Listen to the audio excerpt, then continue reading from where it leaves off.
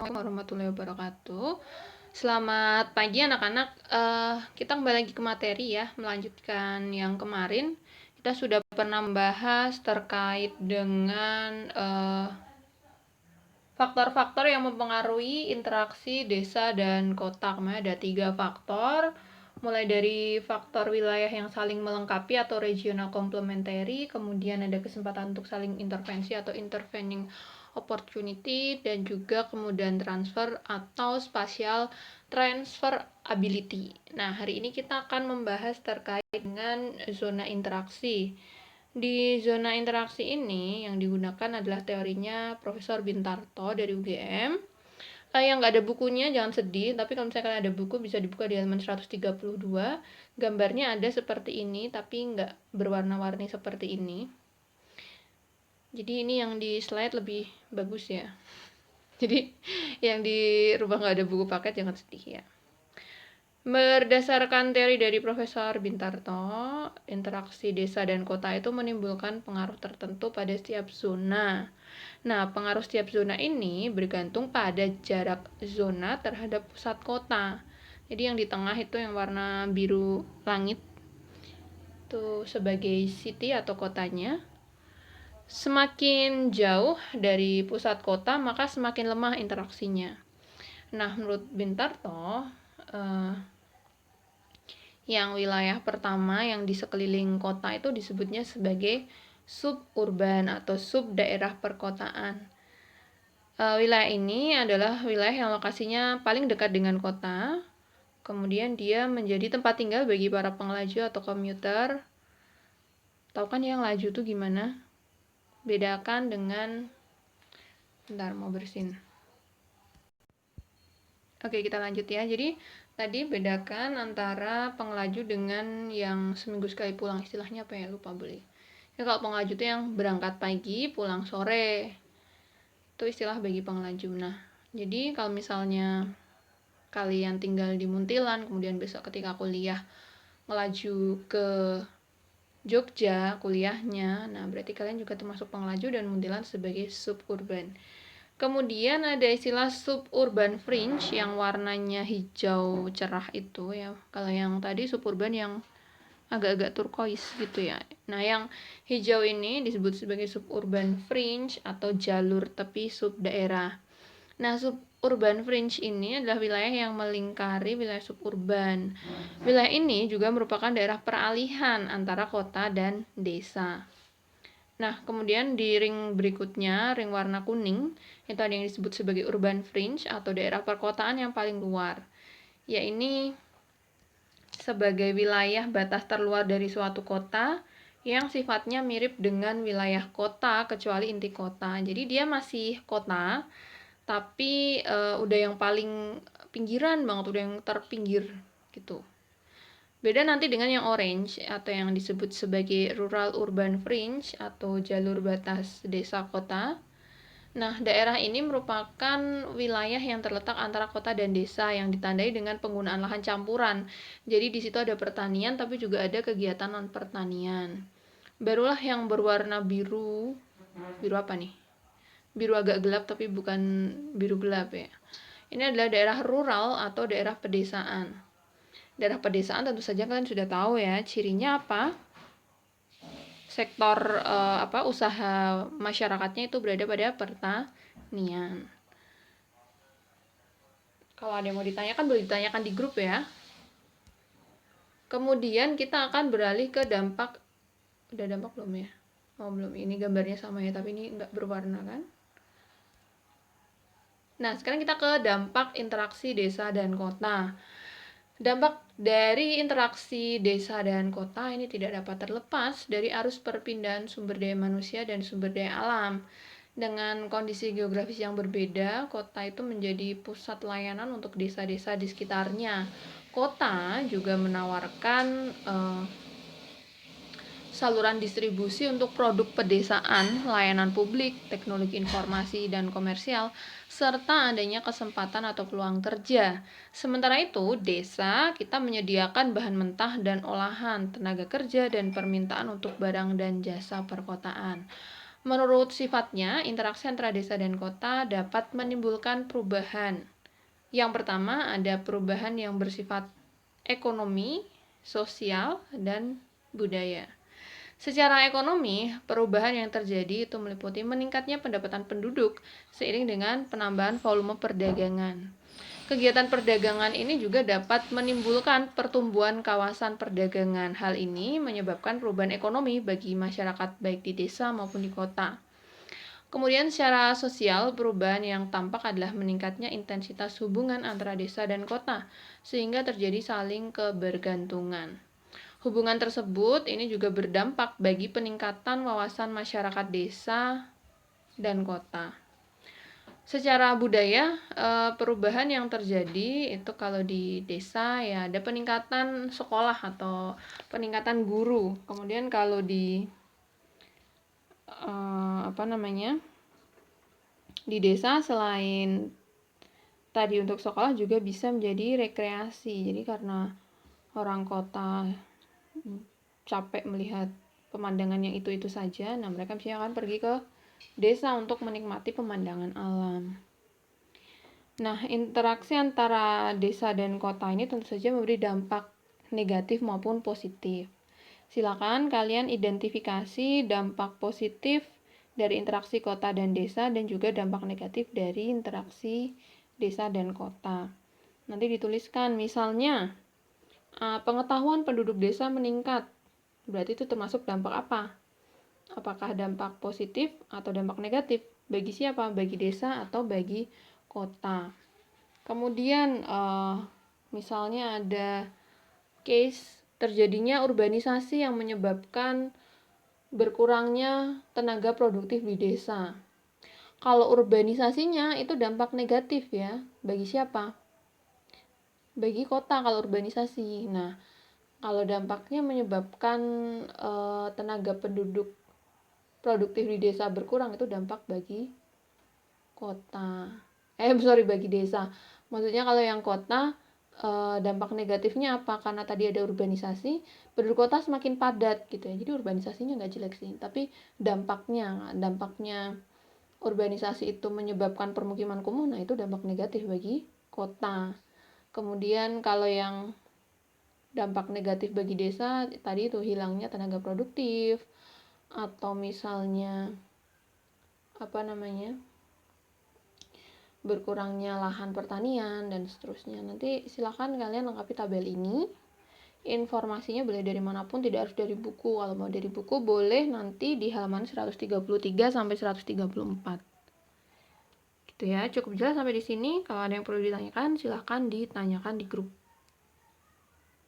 Nah, biasanya Bu Lili itu minta kalian untuk dibagi dalam grup kemudian presentasi ini, tapi berhubung kemarin kita libur lama dan ternyata kita udah mau PAT, intinya saja ya, jadi usaha pemerataan pembangunan itu perlu dilakukan di desa dan kota ya. Jadi walaupun sudah kota tapi juga harus ada pemerataan pembangunan. Maksudnya apa? Jangan hanya membangun di daerah kota saja, tapi juga ke desa-desa. Nah, ini sebenarnya sudah ada aturannya di Undang-Undang Nomor 25 tahun 2004 tentang Sistem Perencanaan Pembangunan Nasional. Jadi pembangunan nasional itu adalah upaya yang dilaksanakan oleh semua komponen bangsa dalam rangka mencapai tujuan bernegara. Kemudian berarti ini masalahnya ya. Kalau tadi pembangunannya itu, kemudian kalau masalahnya itu baru pengertiannya saja. Oke. Kemudian masalahnya di sini. Kalau tadi rencana pembangunan nasional itu kalau dulu zamannya Pak Harto itu kan ada pelita rencana pembangunan 5 tahunan. Nah, kalau sekarang istilah yang digunakan itu ada RPJP, rencana pembangunan jangka panjang, atau RPJM, rencana pembangunan jangka menengah. Nah, kalau yang jangka panjang RPJP itu 20 tahunan, kemudian kalau yang menengah itu 4 tahunan. Nah, masalahnya apa? Jadi menurut penjelasan atas Undang-Undang Republik Indonesia Nomor 17 Tahun 2007 tentang Rencana Pembangunan Jangka Panjang Nasional tahun 2005 sampai 2025, kita ini kan melanjutkan dari rencana sebelumnya karena banyak mungkin yang belum tercapai. Nah, ini merupakan perwujudan untuk mencapai tujuan Undang-Undang Dasar Negara Republik Indonesia tahun 45. Nah, pembangunan yang sudah dilakukan selama ini telah menunjukkan kemajuan di berbagai bidang kehidupan masyarakat, termasuk bidang wilayah. Meskipun demikian, masih banyak pula tantangan atau masalah yang belum sepenuhnya terselesaikan. Masalah dalam bidang wilayah dan tata ruang itu diantaranya adalah yang pertama ini tata ruang dalam kondisi krisis. Kenapa? Karena pembangunan yang dilakukan di suatu wilayah itu masih sering dilakukan tanpa mengikuti RT RW, ya kemarin sudah kita bahas sebelumnya. Kemudian pembangunan itu tidak mempertimbangkan keberlanjutan dan daya dukung lingkungan. Sekarang bangun, ternyata menyebabkan kekeringan, ternyata menyebabkan banjir tanpa dipikirkan dampak ke sana. Dan juga tidak memperhatikan kerentanan wilayah terhadap terjadinya bencana alam. Bangun di lereng Merapi kayak World Lost Castle, udah pernah dicari belum atau ada yang udah pernah ke sana? Nah, itu kan tidak memperhatikan terjadinya bencana alam. Kemudian sering terjadi juga konflik pemanfaatan antar ruang sektor, contohnya konflik antara kehutanan dan pertambangan. Oke, kita memang butuh bahan tambang karena Indonesia kita ini pendapatan negaranya juga menggantungkan pada sektor tambang. Tapi kan kalau mau menambang batu bara berarti harus menebang hutan. Jadi kalau kalian pilih yang mana? Masalah yang kedua, pada umumnya masyarakat yang berada di wilayah-wilayah tertinggal masih mempunyai keterbatasan akses terhadap pelayanan sosial, ekonomi, politik, serta terisolasi dari wilayah sekelilingnya. Makanya Indonesia kita walaupun sudah berapa tahun ini? Setelah sekian tahun merdeka, provinsinya bertambah terus. Kenapa? Karena kalau nggak ditambah jumlah provinsinya, seperti Kalimantan Utara, mereka itu mau ke ibu kota bisa menempuh perjalanan lebih dari 1 hari, bisa 2 hari, bisa 3 hari. Bayangkan kalau yang ada di di batas terluar, di garis perbatasan dengan Malaysia, mereka misalnya mau mau sekolah jauh, akhirnya kan banyak orang-orang yang di lupa nama kecamatannya di sana tuh yang perbatasan tuh Malinau kalau nggak salah. Anak-anak di Malinau itu sekolahnya di Malaysia. Kenapa? Karena lebih deket, jalannya udah aspal. Sedangkan di Indonesia jalannya masih kayak sungai kayak kali Asat, apalagi kalau misalnya musim hujan gitu jalannya jadi kayak aliran lumpur. Nah, akhirnya banyak yang sekolah di Malaysia gitu loh. Kemudian setelah adanya pemekaran itu diharapkan masyarakat jadi lebih mudah. Kayak misalnya mau bikin KTP harus ngurus 2 hari atau 4 hari gitu kan, ya malas, mending nggak usah punya KTP kan. Hal-hal seperti itu loh. Mau perpanjang SIM juga harus sekian hari, akhirnya banyak calo. Nah, kayak gitulah. Kemudian banyaknya wilayah yang memiliki produk unggulan dan lokasi strategis di luar Pulau Jawa yang belum dikembangkan secara optimal. Ini kalau kalian tahu ada Pulau Buton namanya, di sana penghasil aspal, tapi justru jalanan di sana itu tidak ada aspalnya. Nah, itu karena kenapa? Karena tidak di Pulau Jawa, coba di Pulau Jawa gitu kan, pasti lebih diutamakan pembangunannya. Heran kan? Kemudian wilayah perbatasan termasuk pulau-pulau kecil terluar memiliki potensi sumber daya alam yang cukup besar serta merupakan wilayah yang sangat strategis bagi pertahanan dan keamanan. Ini contohnya Blok Natuna ya. Jadi udah ada di perbatasan antara 4 negara, Laut Cina Selatan, Malaysia, Singapura sama Indonesia. Itu banyak potensi sumber daya alamnya. Pasti kan akan sangat berpotensi konflik kalau tidak dijaga. Makanya di sana tuh termasuk daerah yang demarkasi istilahnya. Pokoknya dijaga banget lah, isinya tentara semua di sana istilahnya. Kayak warga sipil banding dengan tentaranya lebih banyak tentaranya. Kenapa ya? Untuk menghindari kan, nanti tiba-tiba didatangi ini asing kemudian diklaim dan lain sebagainya. Seperti yang sudah-sudah. Kemudian yang kelima, terjadi pertumbuhan perkotaan yang tidak seimbang yang diikuti dengan adanya kesenjangan pembangunan antar wilayah. Hal ini menimbulkan urbanisasi yang tidak terkendali. Secara fisik, hal itu ditunjukkan oleh hal-hal berikut. 1. Meluasnya wilayah perkotaan karena pesatnya perkembangan. Jadi, meluasnya perkotaan itu tidak selamanya baik. Ya, kayak Jakarta tuh kan dulunya cuma Jakarta. Jadi ada Jabodetabek. Sekarang udah tambah lagi kan sama Cianjur. Lama-kelamaan nanti jadi kota semua gimana? Nggak ada desa. Siapa yang mau nanam padi? Kemudian meluasnya perkembangan fisik perkotaan di kawasan suburban ini telah mengintegrasikan kota-kota yang lebih kecil di sekitar kota inti dan membentuk wilayah perkotaan yang terdiri atas beberapa kota yang tidak terkendali. Meningkatnya jumlah desa yang ke kota-kotaan. Terjadinya reklasifikasi atau perubahan daerah rural atau desa menjadi kota, terutama di Jawa. Magelang dulu bukan kota kan? Sekarang udah hampir kota. Tapi kalau disebut desa nggak mau, tapi sebenarnya masih desa. Yang keenam, dampak negatif yang ditimbulkan di kota-kota besar dan metropolitan, diantaranya terjadi eksploitasi yang berlebihan terhadap sumber daya alam di sekitar kota-kota besar dan metropolitan untuk mendukung dan meningkatkan pertumbuhan ekonomi. Terjadi konversi lahan secara terus-menerus untuk yang tadinya lahan pertanian menjadi kawasan permukiman, perdagangan, dan juga industri. Menurunnya kualitas lingkungan fisik kawasan perkotaan akibat terjadinya perusakan lingkungan dan timbulnya polusi. Ini masih belum kerasa ya, lama-kelamaan kayak nggak ada pohon gitu kan, pelebaran jalan, pembangunan permukiman, dan lain sebagainya, pohonnya habis, barulah kerasa sesek. Kemudian menurunnya kualitas lingkungan hidup masyarakat di perkotaan karena permasalahan sosial ekonomi, penurunan kualitas pelayanan kebutuhan dasar perkotaan karena bludak gitu ya. Tidak mandiri dan tidak terarahnya pembangunan kota-kota baru sehingga justru menjadi tambahan beban bagi kota inti. Makanya ibu kotanya dipindah ya. Kemudian dampak negatif lain ini yang ditimbulkan terhadap kota-kota di wilayah lain. Yang pertama ini adalah tidak meratanya penyebaran penduduk perkotaan dan terjadi konsentrasi penduduk kota di Pulau Jawa, khususnya di Jabodetabek. Hitungannya tuh 20% dari total jumlah penduduk perkotaan Indonesia tuh tinggal di sana. Dan dari total 100% penduduk Indonesia, 70% itu ada di Pulau Jawa. Kemudian tidak optimalnya fungsi ekonomi perkotaan, terutama di kota-kota menengah dan kecil, dalam menarik investasi dan tempat penciptaan lapangan pekerjaan.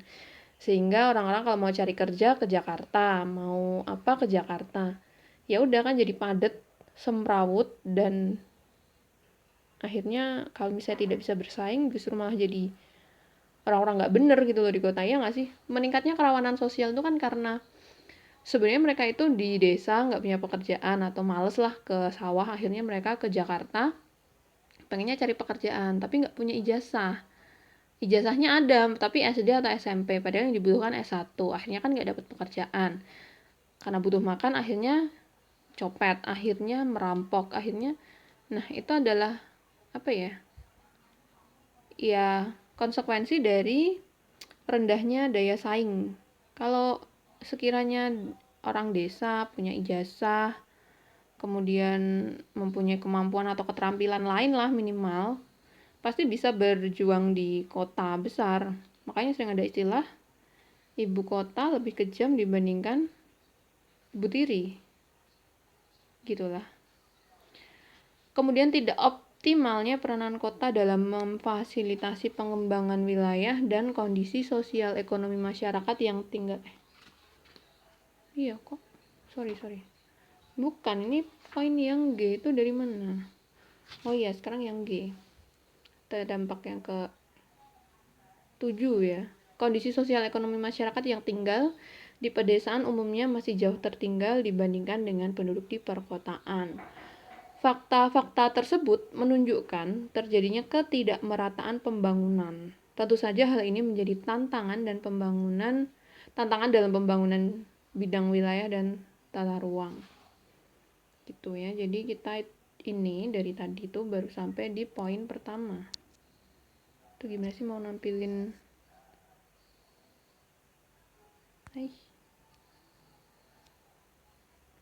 Tuh lo mau apa?